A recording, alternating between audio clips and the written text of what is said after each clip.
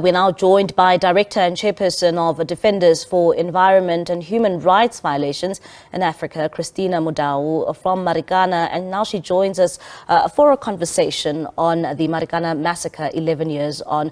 Christinah, thank you so much for joining us here on the late edition. Perhaps let's start here. What are your reflections 11 years on when we commemorate the Marikana Massacre? Thank you so much. I'm Christinah Mdau from Marikana under the organization DERVA, which is Defenders for Environment and Human Rights Violations in Africa.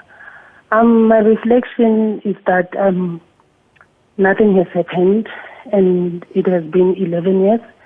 Nothing has changed, and we even not interested anymore, on this, because there's no mourning and no one is being held accountable. So for our government, it's like nothing happened.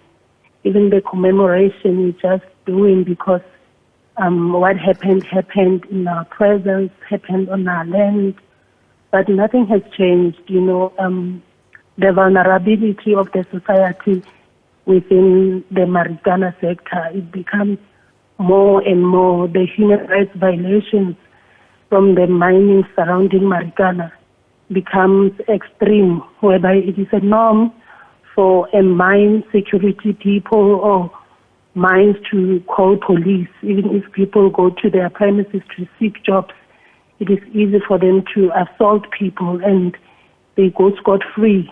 Nothing's being done about that, and it becomes difficult for us to even open up police cases because we just near black people, and who do we know?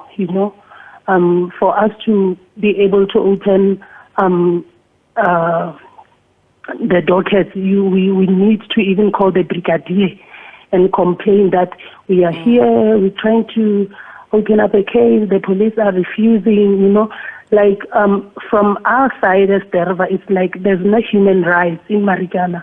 Marikana people are not regarded as also part of the society that their human rights have to be protected and respected, and whereby people need to account when there's a violation of human rights. So the situation has become more vulnerable, sensitive, in a sense that we even have different organizations that are outside Marikana today.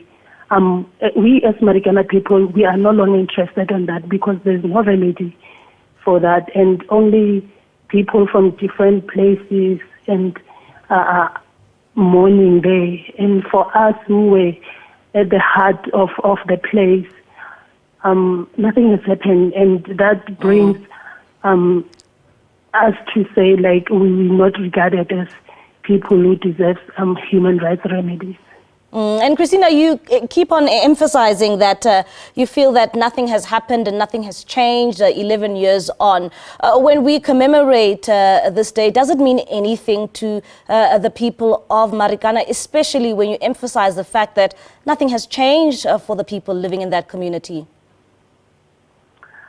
Nothing has changed. Nothing has changed because, remember, the massacre didn't affect maybe only those who died, but the society at large. Those people were our brothers, our sisters, our husbands, our neighbors, our brothers, girlfriends and boyfriends, So that impact had impacted us in different ways, whereby only the 34th are recognized, but the society at large is ignored. And we Marikana people understand that it was not only the 34 people who died, but many died even after that.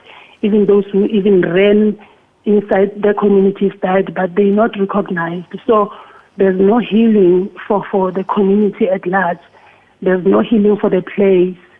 But yes, we'll keep on commemorating because the day will reflect on how our society is being respected or given priority or ignorance. The situation that happens for us counting years, that it has been 11 years.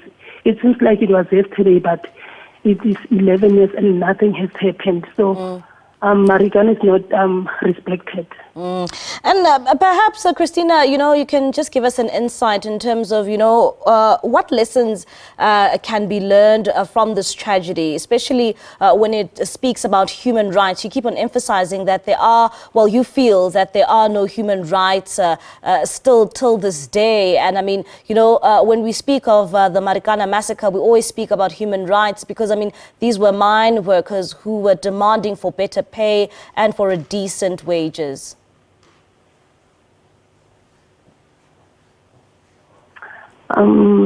It's very critical because we black people, or we poor black people, or the local working class see our lives at a certain level, and these different entities also see it as another level, and the government also see it at another level. So it becomes difficult for us to have the same vision and to be on the same level, because it is very critical. It is very critical because if human rights was regarded to also have to play a role on Marikana people, it means 2 years after that, there should be healing from different entities that their department has affected the Marikana people in different ways, both in school, on the community,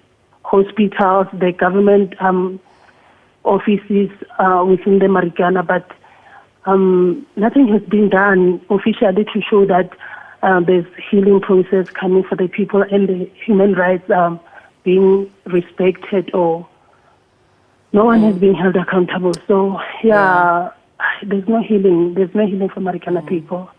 I know, Christinah, you keep on emphasizing on healing as well, saying that this is what you'd like to see for the people of Marikana. When we talk about other problems, high unemployment rate, housing, what would the Marikana community like to see when it comes to changes in their community so that they can indeed live a very decent life? Firstly, compliance from the mine, and government overseeing, playing a role that different departments have impact on the people.